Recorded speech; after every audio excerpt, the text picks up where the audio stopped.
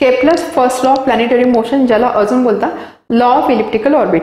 हा law introduce होण्याआधी असं समजलं जायचं प्लॅनेट्स हे सनच्या अराउंड सर्क्युलर ऑर्बिटमध्ये मूव्ह होता. या लॉवरून आपल्याला समजलं प्लॅनेट्स हे सर्क्युलर नव्हे तर इलिप्टिकल ऑर्बिटमध्ये मूव्ह होता. अगदी सिंपल लॉ आहे. काय सांगतो हा लॉ? सपोज एक प्लॅनेट मी कन्सिडर केला, ही सनची पोझिशन आहे, तर हा प्लॅनेट या सनच्या अराउंड नेहमी इलिप्सच्या अलॉंग किंवा इलिप्टिकल ऑर्बिटमध्ये मूव्ह होणार आहे. सनची पोझिशन काय असणार आहे? हा एक इलिप्स आहे. आपल्याला माहिती आहे की इलिप्समध्ये 2 पॉईंट्स असं ज्याला आपण बोलतो फोकाय किंवा फोकस.